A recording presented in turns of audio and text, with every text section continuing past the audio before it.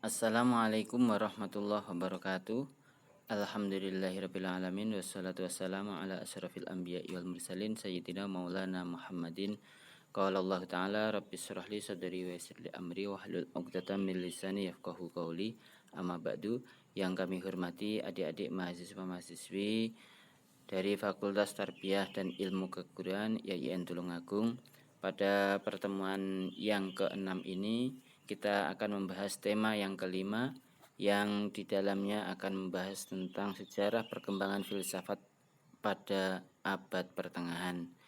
Yang dalam abad ini nanti kita akan membahas 3 periode. Ada yang disebut dengan masa patristik, yang kedua adalah masa skolastik, dan yang ketiga adalah masa peralihan.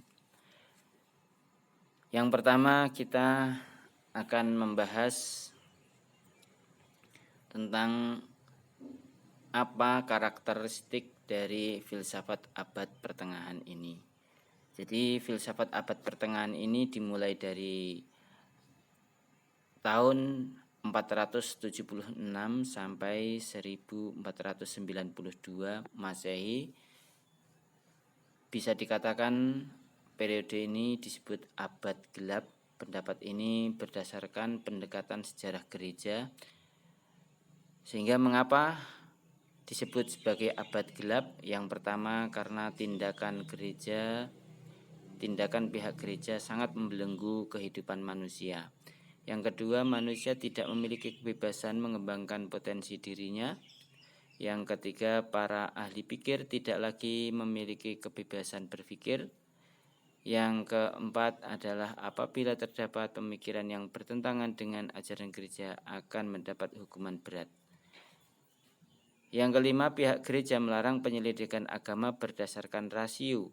Dan yang keenam, pihak gereja melarang secara ketat kajian agama yang tidak berdasarkan ketentuan gereja, karena yang berhak mengadakan penyelidikan agama hanyalah pihak gereja.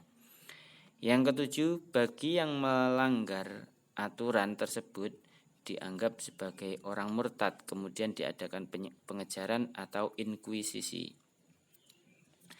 Maka filsafat abad pertengahan ini adalah zaman di mana filsafat berfungsi sebagai alat untuk pembenaran atau justifikasi ajaran agama Kristen tentunya. Sejauh filsafat bisa melayani teologi, ia bisa diterima. Namun filsafat yang dianggap bertentangan dengan agama dan gereja maka ditolak. Selanjutnya, masa abad pertengahan ini juga dapat dikatakan sebagai suatu masa yang penuh dengan upaya menggiring manusia ke dalam kehidupan atau sistem yang picik dan fanatik dengan menerima ajaran gereja secara membabi buta. Karena itu menghambat perkembangan filsafat dan ilmu pengetahuan. Ya, maka karena fokus dari pemikiran pada abad pertengahan ini hal-hal berkaitan dengan ketuhanan atau teologi, maka konsentrasi kepada ilmu pengetahuan bisa dikatakan tidak ada perkembangan sama sekali, kurang lebih begitu, karena di selama 1500 tahun kurang lebih belum ditemukan tokoh yang muncul yang mengembangkan dalam bidang ilmu pengetahuan. Maka periode abad pertengahan ini memiliki perbedaan yang mencolok dengan abad sebelumnya. Pada periode Yunani klasik banyak membahas tentang teori tentang moral manusia, tentang bagaimana manusia mendapatkan pengetahuan. Dan abad sebelumnya Yunani kuno telah dibahas tentang bagaimana tentang memahami fenomena alam semesta dan berserta teori-teori tentang alam semesta. Maka perbedaan itu terutama terletak pada dominasi agama.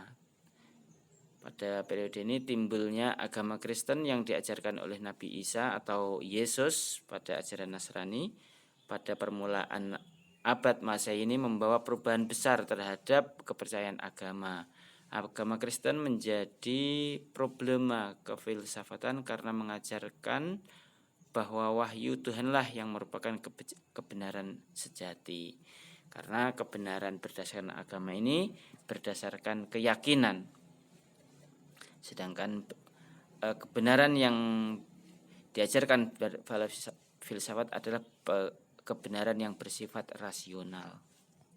Maka disinilah titik letak perbedaan antara teologi dan filsafat. Selanjutnya, sikap terhadap pemikiran Yunani. Maka karena filsafat berinteraksi dengan kehidupan keagamaan yang berkembang pada saat itu, agama Nasrani, maka terdapat dua kelompok yang saling berlawanan dalam hal menyikapi filsafat Yunani. Yang pertama ada golongan yang menolak sama sekali pemikiran-pemikiran Yunani.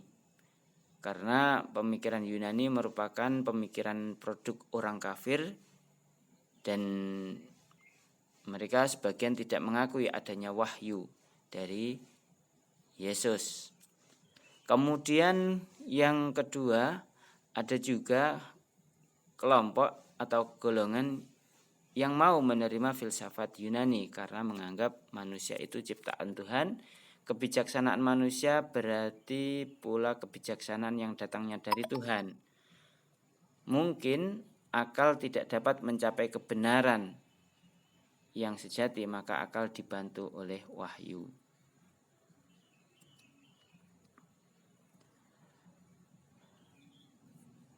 Selanjutnya, masa patristik.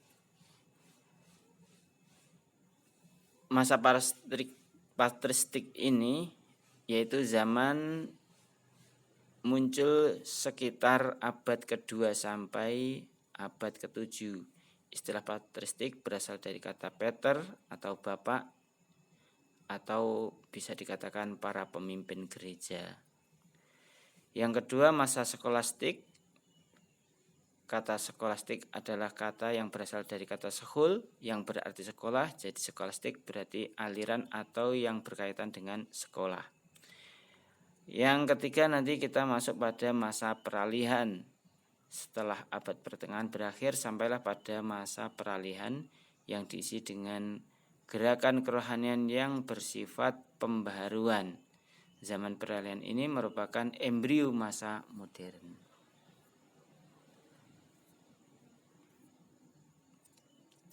Baik, yang pertama kita akan membahas masa patristik.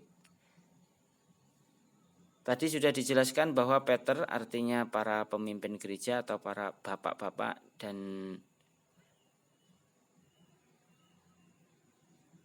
mereka antara lain tokoh-tokohnya adalah Justinus Martir, Irenaeus, Clemens, Origenes, Gregorius, Nyssa, Tertullianus, Diosis Areopagus, dan Aurelius Agustinus. Maka tidak semuanya 8 tokoh ini kita bahas, hanya sebagian saja karena untuk menyingkat waktu. Kemudian mereka ada yang menolak filsafat dan ada yang menerima di antara ke-8 orang ini. Maka perbedaan tersebut berkelanjutan sehingga orang yang menerima filsafat Yunani menuduh orang yang menolak filsafat itu munafik. Jadi ada silang pendapat dalam menyikapi filsafat Yunani ini. Maka akibatnya muncul para apologis atau yang dikenal dengan pembela iman Kristen. Yang pertama adalah Justinus Martir. Kata martir ini diambil dari yang artinya adalah orang-orang yang rela mati hanya untuk kepercayaan. Yang pertama, menurutnya, satu, agama Kristen bukanlah agama baru karena Kristen lebih tua dari filsafat Yunani. Yang kedua, Nabi Musa sebagai awal kedatangan Kristen.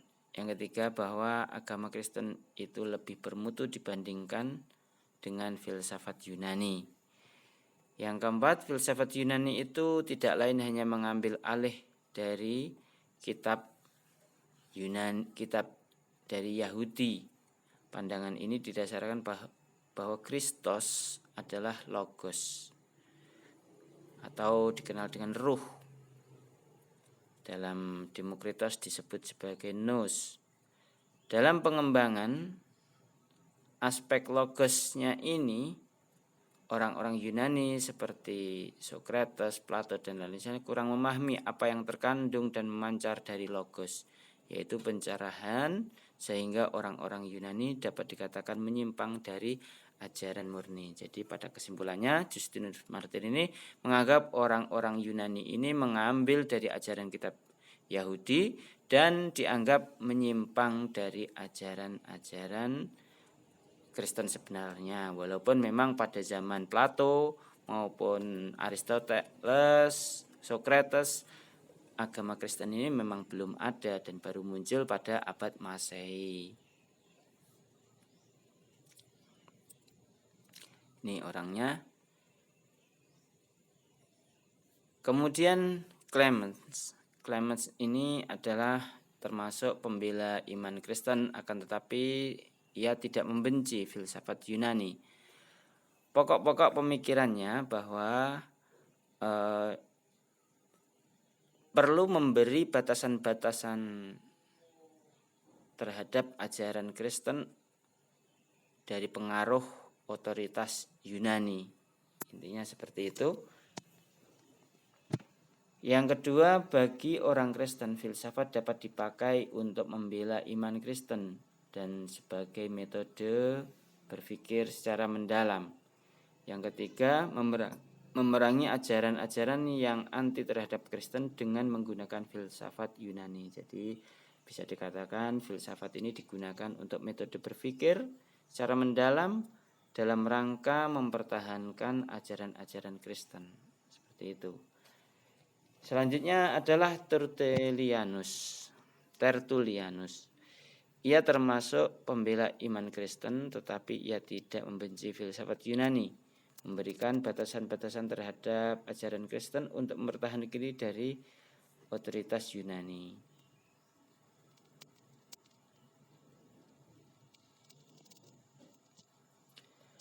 Menurut pendapatnya bahwa tidak ada hubungan antara teologi dengan filsafat.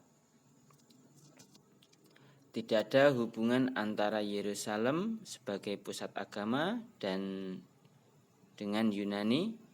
Yang ketiga adalah tidak ada hubungan antara gereja dan akademia. Yang keempat, bahwa tidak ada hubungan antara ajaran Kristen dengan penemuan-penemuan baru yang sifatnya ilmiah. Oleh karena itu, ya bagi Tertullianus, ajaran Kristen ini tidak bisa dihubung-hubungkan dengan filsafat, seperti itu. Pada intinya Tertullianus ini menolak kehadiran filsafat Yunani karena ia berpendapat bahwa wahyu Tuhan sudahlah cukup dan tidak ada lagi hubungan antara teologi dan filsafat. Ia mengatakan bahwa dibandingkan dengan cahaya Kristen, maka segala yang dikatakan para filosof Yunani itu tidak penting. Bagi dia, cahaya Kristen atau ajaran-ajaran Yesus itu lebih penting, lebih bermutu daripada ajaran dari para filosof Yunani. Akan tetapi, lama-kelamaan Tertullianus ini mau menerima filsafat Yunani sebagai cara berpikir yang rasional. Ia menerima filsafat sebagai cara atau metode berpikir untuk memikirkan kebenaran Tuhan beserta sifat-sifatnya. Selanjutnya pada periode masa skolastik ini dibagi menjadi 3 periode. Yang pertama ada periode skolastik awal kisaran tahun 800 sampai 1200 Masehi. Yang di situ salah satu tokohnya adalah Peter Ablalardus.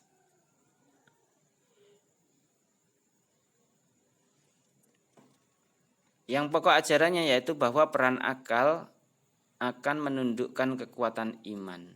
Maka iman itu harus didahului oleh akal. Apollodorus memberikan alasan bahwa berpikir itu berada di luar keimanan. Jadi keimanan itu mungkin di hati, sedangkan berpikir itu tempatnya di akal atau di tempat kita berpikir. Karena itu berpikir merupakan sesuatu yang berdiri sendiri. Jadi iman dengan berpikir itu berbeda.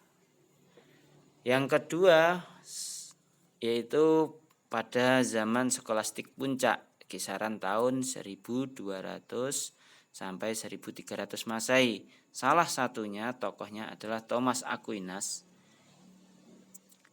Menurut pendapatnya, semua kebenaran asalnya dari Tuhan. Semua kebenaran mulai timbul secara ketuhanan. Walaupun iman diungkapkan lewat beberapa kebenaran yang berada di luar kekuatan pikir.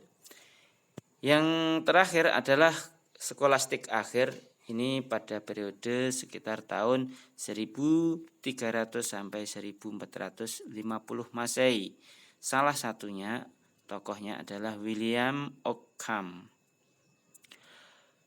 Menurutnya, pikiran manusia hanya dapat mengetahui barang-barang atau kejadian-kejadian individual, dan konsep-konsep atau kesimpulan-kesimpulan umum tentang alam hanya merupakan abstraksi buatan tanpa kenyataan. Dan yang terakhir adalah periode peralihan. Di sini ada tiga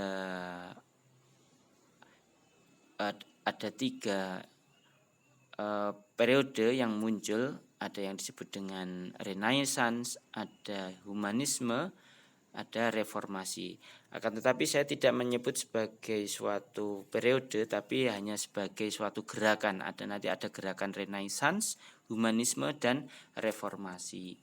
Lalu apa yang disebut dengan Renaissance? Yaitu zaman peralihan ketika kebudayaan abad pertengahan mulai berubah menjadi suatu kebudayaan modern. Manusia pada zaman ini adalah manusia yang merindukan pemikiran yang bebas. Sedangkan humanisme adalah pada mulanya dipakai suatu pendirian di kalangan para ahli fikir, yaitu Renaissance yang mencurahkan perhatiannya terhadap pengajaran kesusastraan Yunani dan Romawi serta pri-kemanusiaan. Maka lebih fokusnya adalah bisa dikatakan sebagai gerakan kemanusiaan yang menghargai sastra-sastra atau karya manusia. Yang terakhir disebut sebagai reformasi, yaitu revolusi keagamaan di Eropa pada abad ke-16. Maka revolusi ini dimulai dari gerakan terhadap perbaikan keadaan ajaran gereja Katolik. Kemudian berkembang menjadi asas-asas protestanisme. Maka mulai periode inilah muncul yang disebut dengan atau ada pemisahan antara Kristen Katolik dan Kristen Protestan. Salah satu tokohnya yaitu Martin Luther. Maka dia ada yang menyebut sebagai pendiri Kristen Protestan karena mengadakan reformasi di bidang ajaran-ajaran agama Kristen. Baik, saya kira cukup sekian presentasi dari saya. Semoga bermanfaat, menambah pemahaman dalam membahas filsafat abad pertengahan ini. Sekian, akhirul kalam, wabillahi taufiq wal hidayah. Wassalamualaikum warahmatullahi wabarakatuh.